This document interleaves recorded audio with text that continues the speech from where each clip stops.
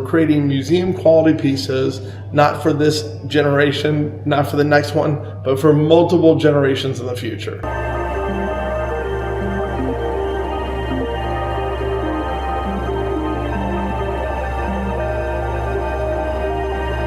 About 3 years ago, I started working on this project with Montegrappa. So I had experiences over 20 years working with Montegrappa 20 years ago.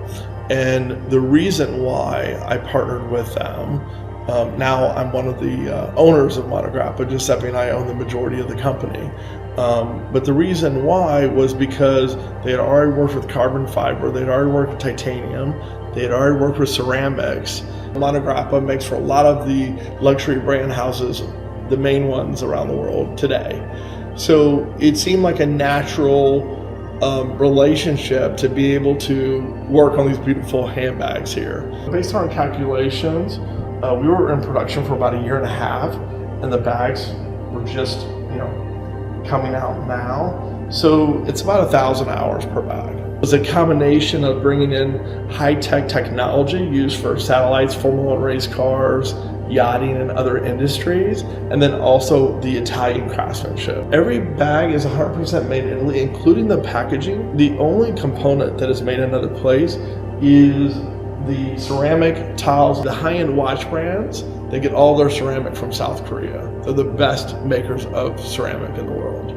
This is the entry level of the line. So this is, I'm gonna quote you in US dollars. So this is 85,000 US dollars without the local tax. This is 94,000, and then these are about in the 170,000 range. It was very difficult with the tariffs. That has been the biggest impact because the Abel Richard boutiques, we distribute Montegrappa in the US and then Abel Richard in the US as well. That has been the most challenging thing, I think, eating the 15% tariff for the products we're shipping to the US. And sometimes we ship to the US, and then if someone wants the product in a different country, then we pay the tariffs on it twice. We pay the tariffs going to the US and the tariffs going to somewhere else. So that's why it's very difficult. Because a lot of times you might have a piece and it might be in Miami and they might want that piece in Dubai. Well, how do you get that piece there? You already paid tariffs going to the US and it's never been used in the US, and now it's gonna be sold somewhere else. There will be 6 locations around the world. So we have New York that's currently under construction. We have Beverly Hills already open, Via Rodeo Drive. We have Miami open, that's in the design district. We have Dubai is now open in the Burj Al Arab Hotel. And then we have London, Old Bond Street next to Piccadilly Circus. And then of course, Singapore, Marina Bay Sands. I've got input from other people that run the big luxury houses, and they agreed with me with the philosophy of when you're buying such a beautiful, expensive piece, you want to make sure that the consumer knows that there's confidence in the brand and funding to grow the brand to make these collectible pieces. And as these consumers that are collecting these bags or collecting the writing instruments or the other products we have, they want to know that the brand has staying power. Now, part of the thing we have is we have Montegrappa, which I'm also an owner in, which has been around since 1912. So that brand has been in continuous operation. We haven't shut down on the history of the brand, even during the First World War and the Second World War. So if you look at that brand, it shows that we have the staying power. I think being authentic is something that people appreciate. And I think a lot of the brands have lost their ways, and it was all about the financial side of things. And then what happens is you tend to dilute your product.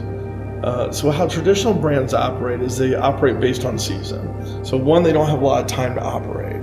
If you're developing something for the next season, how many months do you have really to get those designs, prototyping, and everything done? Even if it's further out. So for fashion, it's even worse, right? You're designing for every season. You're going to the next season always. And so by the time you launch one season, you're already working on the next season. And so it's this process. The other thing that luxury goods do, when you look at the luxury goods side and you look at the high-end watches and so forth, when you look at their model of what they do, they're developing these beautiful pieces. But when you think about it, there's categories that are missing in the market today. If you look at high-end watches, for example, you have Patek Philippe, Epie Giorno, Richard Mille, and think about what they said about Richard Mille when he started. Remember, they said he was crazy, right? Because there's no way to work. And how many Richard Milles watches do they sell a year now? They sell 6,000 watches, and their average price point is probably around $300,000. At the time, they thought it was crazy. But he found a niche, a category, where there wasn't a lot of competition in that category. His competition was really to be in the activewear and the high-end category. I think it also, I think anytime you're willing to put your name on something, you better do it right. Because if you don't, your name is basically destroyed. I think that it's always a risk to do it, but I think that the confidence level I have in the brand and what we're establishing, I feel very comfortable with having my name. It is a very challenging market because there's always a thought process of you have to either go new or old. But I would say that those different models are kind of transitioning together more than ever before. Like, for example, I would give you an example since we talked about earlier, like a Richard Mille watch. Before, old money would never have bought a Richard Mille watch, but they are now. Okay, they might not own 10 of them, but they are buying the watch. So I think there is this transition of old money and new money kind of coming together a little bit. Not always, because there's obviously very unique pieces. A lot of the pieces, as you know, have a lot of diamonds on them and so forth. And that's how they're bridging that gap. So we also design pieces that appeal to different people. Okay. So every time we meet with people at different ages, they all love a different bag. I thought when I started the company, I'd have to worry about those things that other brands do where they control supply. But because they're so hard to make, I don't have to worry about it. But the response we're receiving is really positive. And with orders as well, and that always helps, right? But I think that what we're seeing is people are coming forth and saying, I'm tired of what I've been doing before. I'm tired of going into a boutique and not being treated the way I deserve to be treated. And we welcome those people into our boutique. And we believe that, our clients is what we should really honor, not the other way around. We're not going to play games with our clientele of you have to buy all these different things to get a bag. And I think those games, the gamemanship of luxury, is what has hurt the industry in general. And, a lot of brands have done these launches where they only launch 500 of something. So they get the demand really up and they get all that stuff up. But I think people are getting tired of it. I think it's getting old. And I think that consumers are getting wiser. There's a lot of different ways that you define luxury. One, luxury, people talk about the price, but it's really about the inputs that determine the price. It's not really about setting a price. It's very different than other luxury houses. So if you have a traditional luxury house, one of the big brands, they say, okay, this is the market for this product. We know we can sell this many at this price point. So we need a design to cost us this amount of money. So what they do is they go to the designers, they come with all these designs, and they say, okay, what's the cost going to be?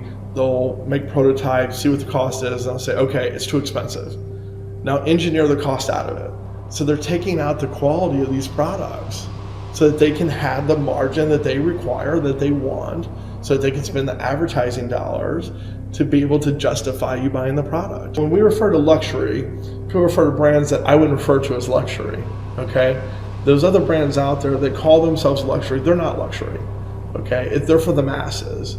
True luxury is unobtainable. It's hard to be able to even purchase it, to be able to find it, to be able to afford it.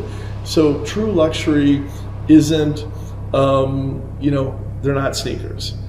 They're not belts. They're not wallets. They're not, mass-produced leather bags. That's not true luxury. True luxury is really couture-type pieces.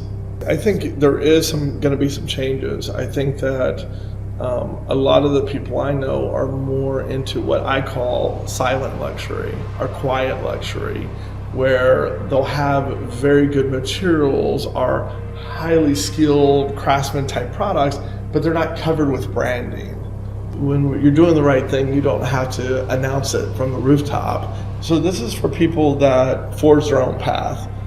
These are people that are confident, that appreciate art. This is really like an art piece. So people that appreciate the arts, and so that isn't everyone. We know, we understand that. But we believe that people will appreciate it from new money to old money, like you said, because they're beautiful pieces.